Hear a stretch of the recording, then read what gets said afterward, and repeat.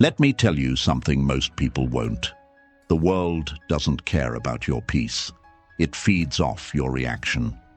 The more emotional you are, the easier you are to control. The more you care what people think, the more they own you. And as Buddha once said, you will not be punished for your anger. You will be punished by your anger. That one truth alone explains why most people suffer, not because of what happens, but because of how they respond. But what if you could walk through betrayal, manipulation, and judgment, and feel absolutely nothing? What if no one could shake your peace, not even life itself? Today, we're diving into 10 brutal yet liberating Buddhist principles that will make your mind untouchable. These aren't soft, sugar-coated ideas. These are hard truths, and they'll set you free. 1. People use you until you stop letting them. It's a hard truth, but one you need to hear. People will continue to take advantage of your kindness for as long as you allow it. The more you give without setting boundaries, the more others begin to expect, and eventually, they stop appreciating it. Kindness is a beautiful quality, but without wisdom and limits, it can quickly turn into self-destruction. Buddhism teaches compassion, yes, but not at the cost of your self-respect. True compassion includes knowing when to say no, when to walk away, and when to protect your own peace. You're not being cruel by creating distance from those who constantly take from you. You're simply choosing to honor your own energy. When you continue to give while others continue to take, you slowly begin to lose yourself. Your kindness becomes a burden, not a blessing. And here's the painful part. People will rarely stop using you out of guilt. They will only stop when you stop allowing it. So, draw the line. Create space. Respect yourself enough to recognize when someone is only around for what you can do for them. You are not here to be everyone's emotional dumping ground or personal problem solver. You are here to grow, to heal, and to protect the light within you. Remember, protecting your energy is not selfish, it's sacred, and no one else is going to do it for you. 2. Your emotions are being used against you. Most people don't realize this, but your emotions are one of the easiest ways for others to control you. The moment someone knows what triggers you, what makes you angry, insecure, jealous, or desperate, they can push those buttons anytime they want. And once they can control your emotional state, they can control your behavior, your decisions, and even your peace. Buddhism teaches us not to suppress emotions, but to observe them without attachment. When you react blindly, you're handing your power over to whoever triggered you. Think about it. How many times have you said or done something you later regretted, simply because someone got under your skin? That's not power. That's emotional slavery. The world is full of manipulation, from social media to toxic relationships to environments designed to provoke strong emotional responses. Why? Because emotional people are easier to control. Fear, anger, jealousy, and desperation can cloud your judgment and lead you down a path that isn't even yours. To stay mentally unaffected, you must become emotionally intelligent. You must train yourself to pause before reacting, to sit with your feelings instead of being ruled by them. You can feel anger without lashing out. You can feel fear without running. That's the strength Buddhism builds: calm in chaos, awareness in emotion. Remember this: the more emotionally reactive you are, the more easily you can be controlled. But when you master your emotions, no one can use them against you. You become unshakable. And that is true mental freedom. 3. Kindness without power is self-destruction. Kindness is one of the most respected virtues in Buddhism.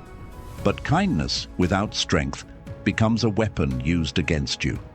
The world doesn't always reward those who are nice. In fact, it often tests them. If you're constantly kind to others while allowing them to walk all over you, you're not being spiritual. You're being silently destroyed. Buddhism teaches balance. Compassion must be paired with wisdom. Too often, people confuse being kind with being passive, and that's where the suffering begins. You say yes when you want to say no. You keep giving chances to people who don't deserve them, and you smile to keep the peace while dying inside. That's not enlightenment. That's emotional self-betrayal. Here's the truth. Not everyone deserves your kindness. Some people see your gentle nature as an opportunity to manipulate you, to take advantage of you, to use your silence as permission. And unless you learn to balance kindness with boundaries, your good heart becomes a target for those who seek to drain it. Being truly kind doesn't mean you allow people to disrespect you. It means you help where you can, but you also walk away when needed. It means you speak with softness, but not at the cost of your self-respect. True power is when your heart is kind, but your spine is unbreakable. So remember, kindness should not come from weakness, fear, or guilt. It should come from confidence, strength, and clarity. When you are kind from a place of power, no one can misuse it, and your peace remains intact. 4. Most people secretly want you to fail. This is a truth many people feel but are too afraid to admit. Not everyone is happy when you succeed. In fact, some of the people closest to you may secretly wish for your downfall. They smile in front of you, but behind the mask, there's quiet envy, comparison, and even resentment. Buddhism teaches non-attachment, not just to material things, but to people and their opinions. Why? Because human nature, when unchecked, often leans toward jealousy. The moment you begin to rise, emotionally, spiritually, or materially, it shines a light on other people's insecurities. Your growth becomes a silent reminder of where they've remained stuck. And instead of being inspired, many would rather see you pulled back down.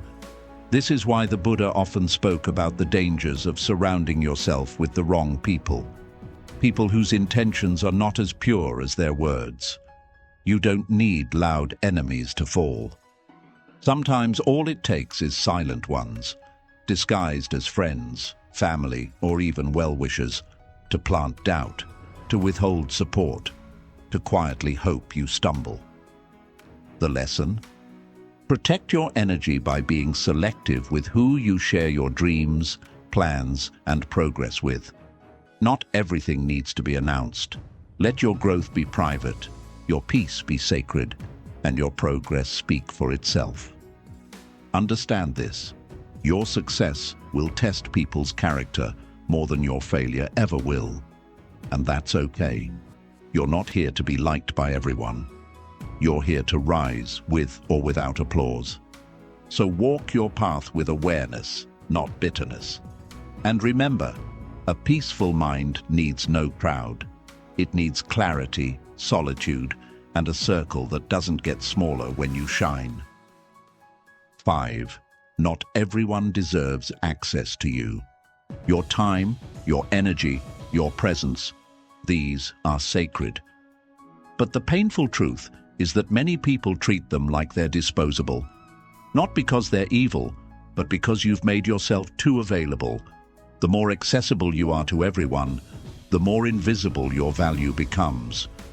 Buddhism teaches mindfulness, not just of your thoughts, but of your space. Who you allow into your life affects your inner peace. Every person carries energy. Some uplift you, others drain you. Some bring calm, others bring chaos. If you're not careful, you'll find yourself mentally exhausted, not because of life, but because of the people you've allowed too close.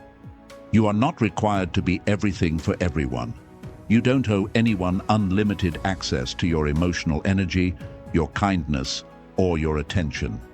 Setting boundaries isn't being rude. it's being wise.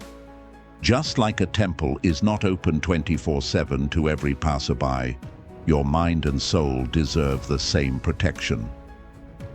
And here's something many struggle to accept. Sometimes you have to distance yourself from people you care about because they no longer align with your peace. You can love someone and still recognize they are not healthy for your mind. Buddhism teaches non-attachment, even to people. It's not about cutting everyone off. It's about choosing who aligns with your growth. So protect your circle. Let your presence be earned, not exploited. You are not an open door. You are a sacred space, and not everyone deserves the key. 6. Comfort is a trap, disguised as safety. Most people think comfort equals peace, but in truth, comfort is often the quiet killer of your potential. It feels good. It feels safe. It feels familiar. But that's exactly why it's dangerous. Because what feels easy in the moment often leads to regret later. Buddhism teaches us that everything is impermanent, always changing, always shifting. But when you cling to comfort, you resist that natural flow. You begin to fear change, avoid challenge, and settle for less than you're capable of. Slowly, your dreams shrink, your courage fades, and your spirit dulls. And the worst part, you won't even notice it happening until it's too late. Growth doesn't come from doing what's easy. It comes from discomfort, from showing up even when you're scared, from facing situations that stretch your limits. And that's what the Buddhist path is all about, stepping beyond the illusions of ease and stepping into awareness. Just like still water becomes stagnant, so does the human soul when it avoids the unknown. The comfort zone is not your friend. It's your silent prison. It convinces you that safety is more important than purpose, that stability is more valuable than self-discovery. So the next time something feels too comfortable, ask yourself, is this peace or is this paralysis? You were not meant to play small. You were meant to evolve. True inner peace doesn't come from avoiding difficulty. It comes from growing through it. 7. Rejection is a mirror, not a knife. Rejection hurts. There's no denying that. Whether it's from someone you love, a job you wanted, or a dream that didn't unfold, it can feel like a personal attack, like a knife cutting into your worth. But here's what Buddhism teaches us. Rejection is not here to break you, it's here to reveal you. Every rejection is a mirror. It reflects something back at you, your attachments, your expectations, your hidden insecurities. The pain you feel isn't just about the rejection itself. It's about what you attached your identity to. You believed that without this person or this opportunity, you were less. And that's where suffering begins. Not from the event, but from how deeply you tied your self-worth to it. Buddhism teaches non-attachment, and this applies especially to outcomes and validation. When you're attached to a specific result, rejection feels like failure. But when you detach and see rejection as guidance, not punishment, everything changes. You begin to realize that what didn't work out may have saved you, that closed doors protect you just as much as open ones do. Rejection also teaches you who you are without external approval.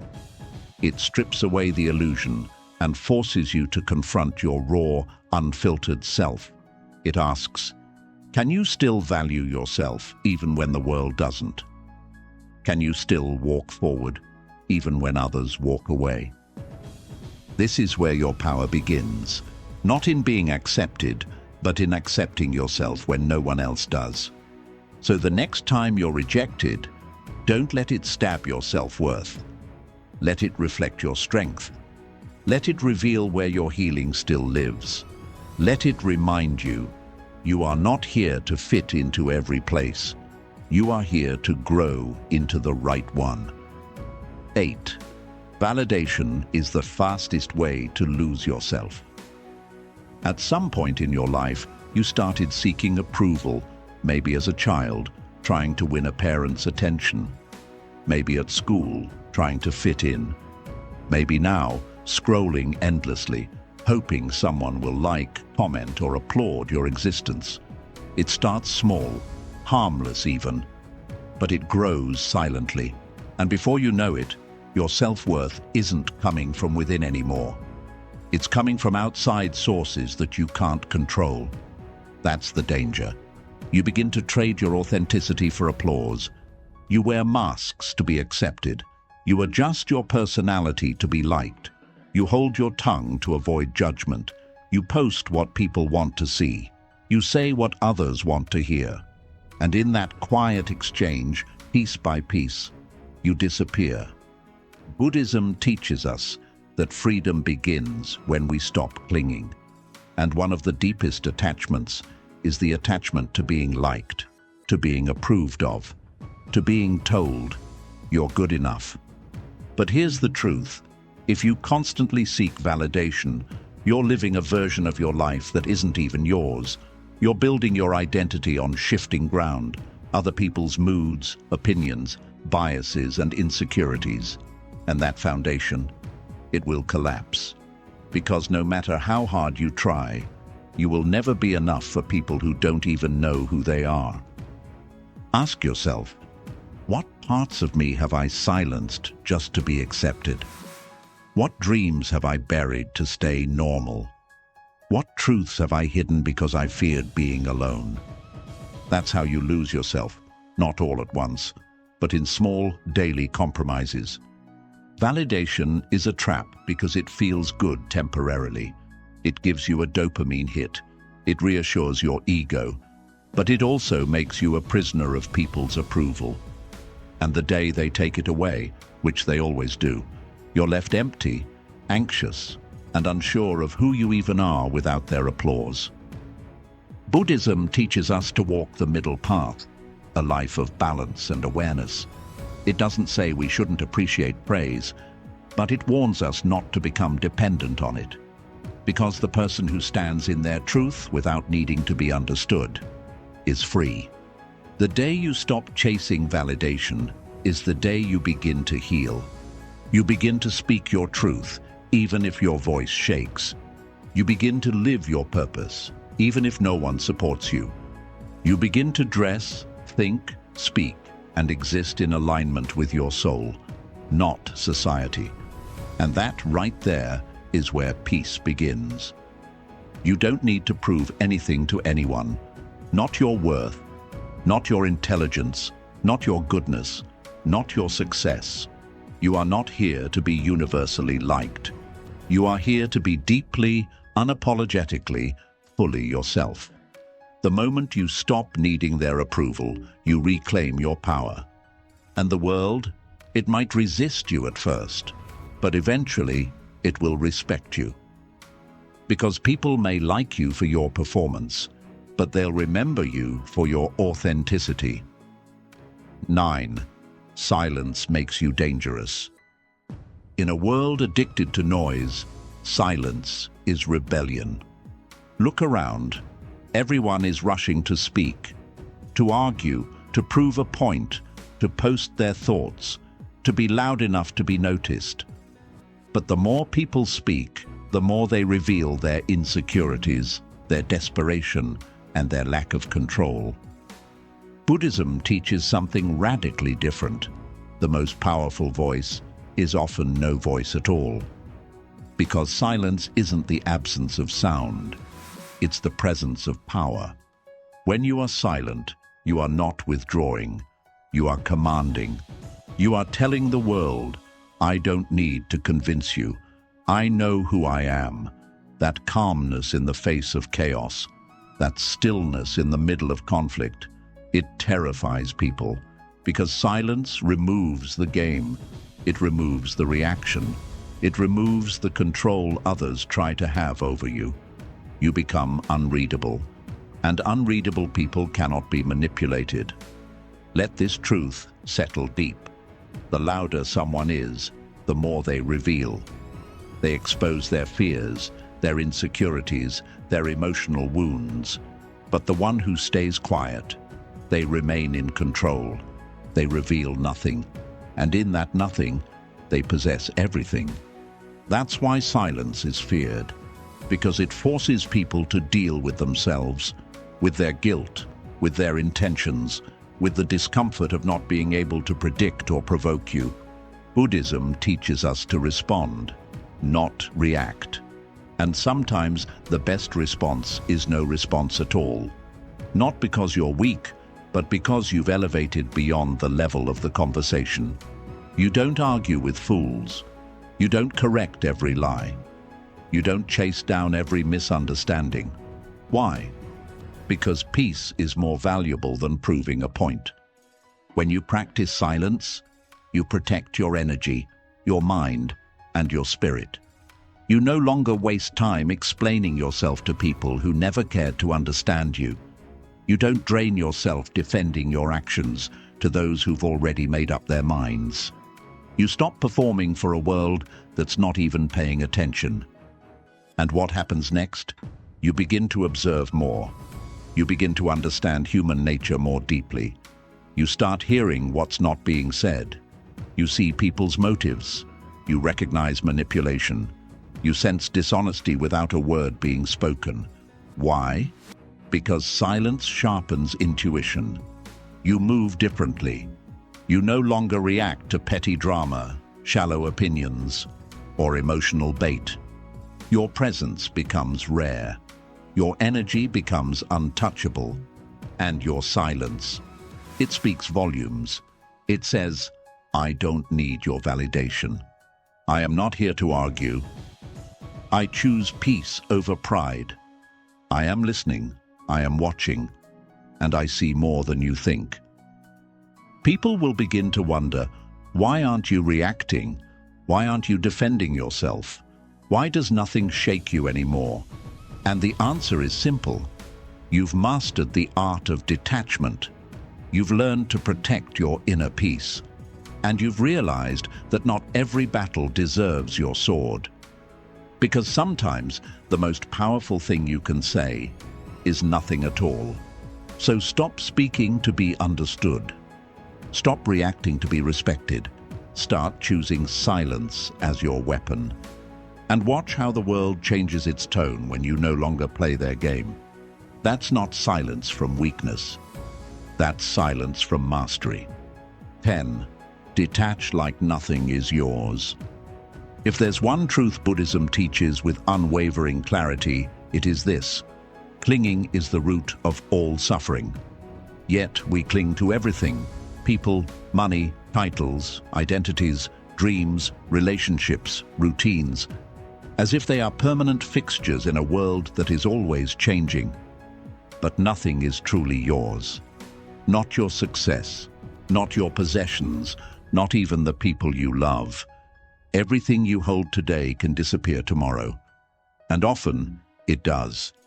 This isn't meant to be depressing. It's meant to set you free. Because when you truly understand that nothing belongs to you, you stop fighting so hard to keep what was never yours to begin with. You stop breaking down every time life takes a turn. You stop begging for things to stay, and you start flowing with what is. That is detachment. And it's not cold, it's not careless, it's not giving up. Detachment is choosing peace over possession. It's loving without owning. It's working without obsessing. It's living without fearing what might leave. Imagine holding sand in your hand. If you grip it too tightly, it spills through your fingers. But if you hold it gently, it rests peacefully in your palm. That's how life works. The more tightly you try to control things, people, outcomes, situations, the more they slip away. We suffer because we convince ourselves that things are supposed to stay. But the truth? Everything in this life is borrowed. Every smile, every sunset, every friend, every moment of joy, all of it is on loan. The only question is, Will you enjoy it while it lasts, or will you suffer when it's gone? The Buddha taught that attachment is not love. In fact, true love is found in freedom. When you love someone but demand they stay, or change, or fulfill your needs, that is not love. That is fear wearing love's mask. Real love says, I care for you, but you are free. I will not chain you to my expectations. And this doesn't only apply to people, it applies to your ambitions too. You can work hard for your dreams, but don't cling to them, because when life takes a different path, clinging to what should have happened only breeds pain. You must be flexible like water, able to adapt, to flow, to trust. Because here's a truth most people avoid. The tighter you hold on to something, the more pain it will cause when life decides it's time to let it go. And life will decide. People will walk away. Plans will collapse. Things will fall apart. And it's not personal. It's universal. That's why detachment is the ultimate spiritual strength. Not because you stop loving, but because you stop suffering from the loss. You've already made peace with the impermanence of everything. So what does it look like to live with detachment? It means you can love someone deeply and still let them go when the time comes. It means you can enjoy wealth without fearing the day it's gone. It means you can be proud of your achievements, but still feel whole without them. It means you live in this world, fully, richly, passionately, without letting it own you. And that's the secret. When you no longer cling, you're no longer controlled. You stop being a slave to what leaves. You stop being destroyed by change. You stop being emotionally shattered by things that are out of your hands. You become calm, powerful, unshakable, not because nothing affects you, but because you've stopped trying to hold what was never yours to keep. And in that space, you finally breathe. You see the world with new eyes, not as something to conquer or control, but as something to experience, moment by moment, without attachment, without fear, without resistance. Because you know now, everything that comes is meant to teach you, and everything that leaves is meant to free you. So detach like nothing is yours, because nothing truly is. But in that emptiness, you will find everything. 11. Heal in private. Not everyone deserves to witness your pain. In a world obsessed with sharing everything, there's something sacred about silence during your struggle. Everyone tells you to open up, to talk about it, to be transparent. And while there's value in vulnerability, there's also wisdom in privacy. Buddhism teaches that healing is an inward journey, a quiet, patient unfolding of the soul. Not everyone needs to know what you're going through. In fact, most don't really care. And worse, some will use your wounds as weapons, judging you, gossiping, or secretly rejoicing in your weakness. Here's a harsh truth. Some people aren't listening to help you. They're listening to feel better about themselves. When you share your pain with the wrong audience, you give them a version of your story that they can twist, mock, or manipulate. You give them emotional access to places they don't deserve to enter. And in the process, you delay your own healing. Not because you're broken, but because your environment is unsafe. That's why Buddhism emphasizes retreat, reflection, and solitude. When you sit with yourself, without the noise, without the performance, without the need to be seen, you begin to hear your own truth. You begin to untangle the pain not through sympathy, but through self-awareness. You don't need the world to see your scars to validate your growth. Some of your most powerful transformations will happen in silence, unannounced, unseen, and misunderstood by everyone but you. Heal in silence, not because you're ashamed of your pain, but because you're protecting it. Like a wound that needs time to close, your emotions need a safe space to breathe. Not everyone deserves front-row seats to your healing process. And here's the shift. When you finally do rise, quietly, calmly, fully, you won't need to explain how you got there. Your peace will speak for itself. Your energy will change. Your presence will shift. The people who once saw you broken will now feel something they can't explain, but they'll know you are no longer the same. So don't rush to prove that you're healing. Don't overshare in hopes of being understood. Don't hand your pain to people who haven't earned your trust. Sit with yourself. Heal in silence. Rebuild privately. Because your growth is sacred, and not everyone deserves to witness your resurrection. You don't need to yell to be powerful. You don't need revenge to win. And you don't need validation to be valuable. Just master these 10 truths, and you'll walk through life untouched, unshaken, and unbothered. If this video gave you clarity, like, comment, and subscribe for more raw inner mastery. And tell me in the comments, which principle hit you hardest today? Until next time, stay still, stay sharp, and stay untouchable.